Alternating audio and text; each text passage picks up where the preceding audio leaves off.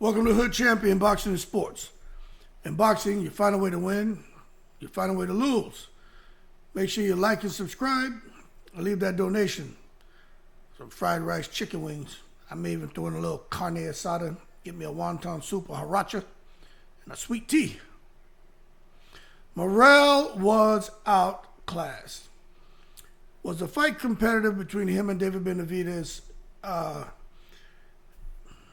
Yeah, it was competitive. But did Morrell ever look like he had a real chance in the fight from the first second of the first bell? No. And if we're being truly honest with ourselves, we're not going to sit here and start questioning the judges' scorecards and say that it was a robbery. Like, to come out here and say that David Morrell was winning the fight or he was up, I don't know what anybody else saw, but the fight I saw, I just didn't see David Morrell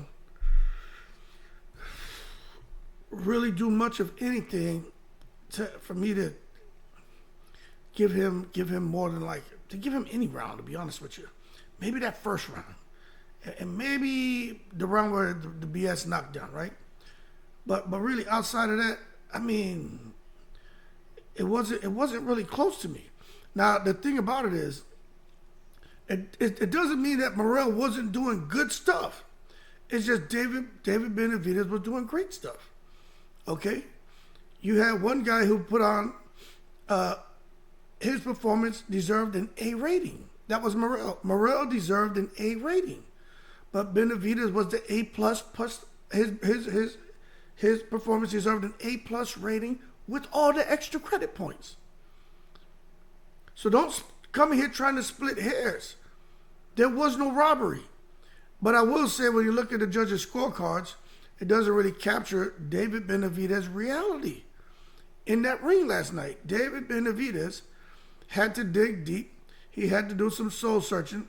And he had to make sure that he stayed a step ahead of the outstanding Cuban amateur fighter. And to be honest with you, what made the difference in that fight, in my opinion, is the experience of David Benavidez. This man has been fighting killers for a long time. We've talked about that in multiple videos. I'm not going to rehash that. But when you look at his experience, even his punch selection, when to throw him, how to throw him, even being able to ride with shots. Morrell wasn't ready for that. They tried. Ronnie Shields tried to get him ready. He tried to prepare him, but he just wasn't ready for that. He wasn't ready for that.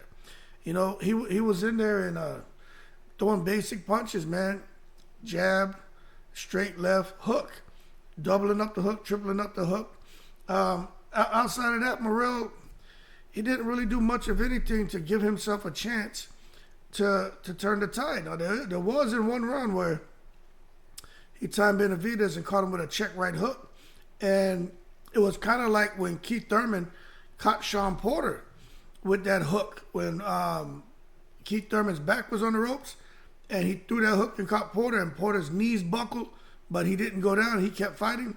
That's exactly what happened last night. Benavidez got hit with that check hook, and his legs buckled. He almost went down, but he got it. He stayed up, and he kept fighting. So that's a testament to his conditioning. Not just that he has a granite chin, but his conditioning. He was in shape. And I know people have a lot of things to say about David Benavidez because he's got the Tyson Fury physique and shit going on. But he's been looking that way for a long time, and he's been fighting this way for a long time, and nobody's been able to crack what Mayweather called it the Mavinci Code. Nobody's been able to capture the Benavinci Code. You know what I'm saying? They can't crack it. And I'll be honest with you, I just don't think anyone outside of Bivol or Benavidez is gonna be able to handle a guy like Benavidez. I'm just being honest with you.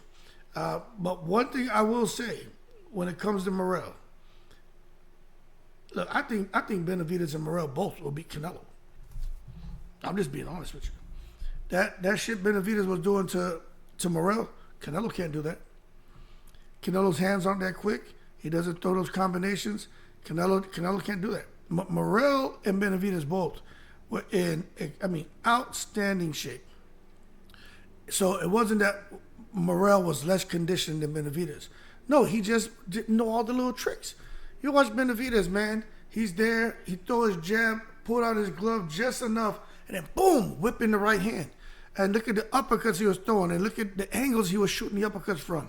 I mean, I just for Morrell, man.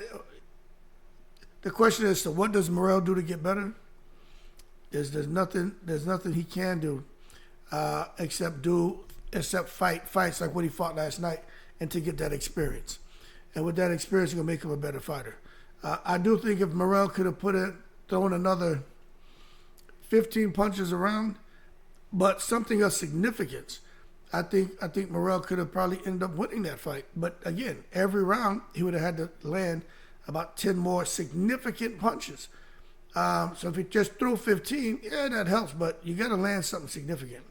And he did land a couple really good shots on Benavidez, but a couple good shots opposed to somebody who's landing, 40-something% of their power shot, of all their punches thrown. That's not going to get the job done. But they both came out swinging. They're both outstanding fighters. Morrell, he doesn't need to get down on himself. And this is what happens, man. One loss is not the end of the world. And look at the performance that he put up against a guy like David Benavidez.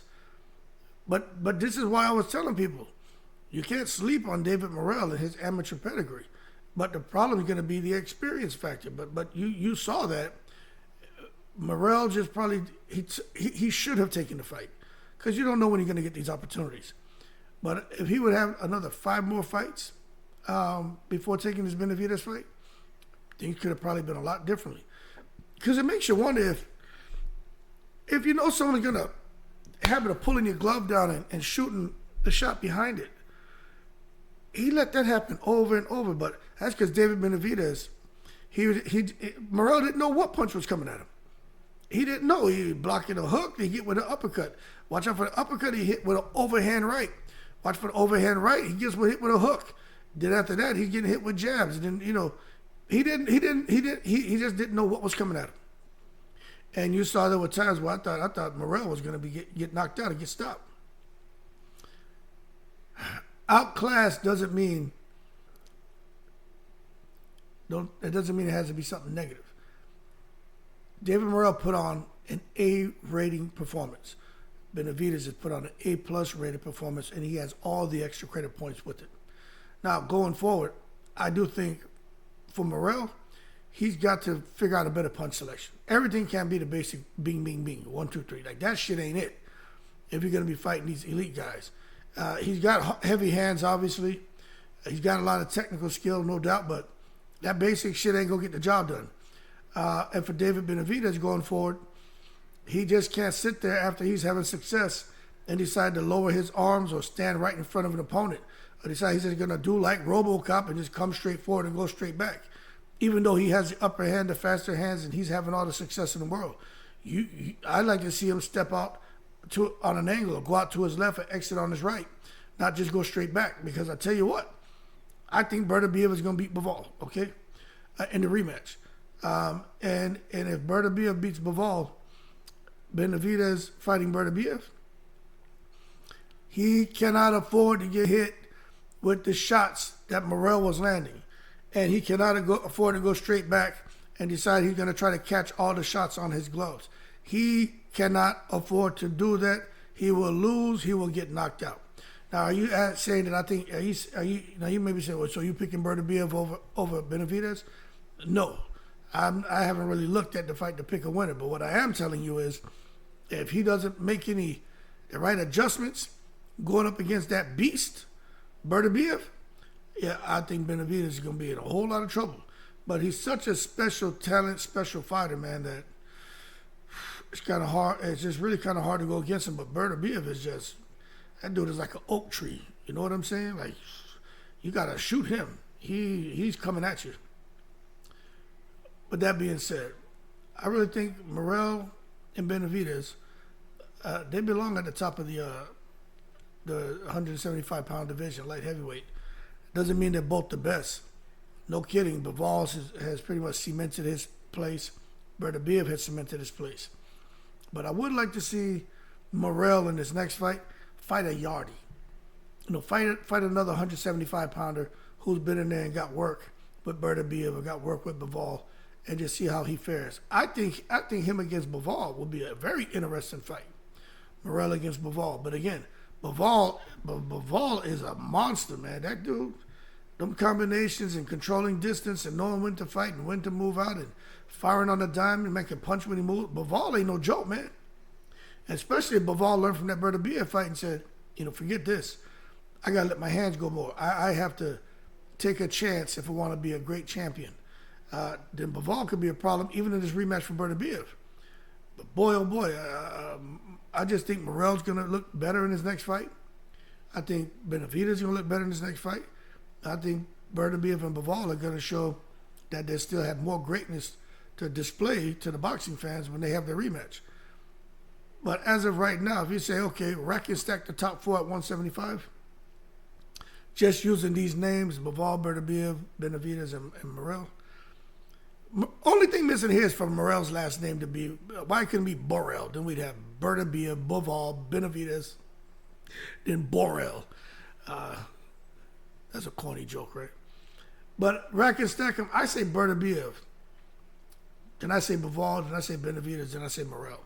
That's just how I see it. I had to see them guys, somebody fight Bivol and Benavidez before I say that I'd rack and stack them above them, man. Them two guys are just the exception, man. But that being said, David Morrell, he was ready to break down the great wall, the great Benavidez wall. He tried to hurt him. Thought it'd be a springboard to bigger and better things. He just wasn't able to do it, and Benavidez was feeling like he was going to win the fight. And he's definitely feeling triumphant after he was able to topple David Morrell. But David Morrell will be back. The dude, I think if anything, a beast was awakened inside David Morrell. And I think he's going to come back and he's going to look, even better than this time. So anyone gets in the ring with him will catch their ass. Because that Morrell that fought last night was not the Morrell that fought Hot Rod. I'll tell you that much. That Morrell was trying. He was just good, and Benavidez was great. Keep cool in the breeze.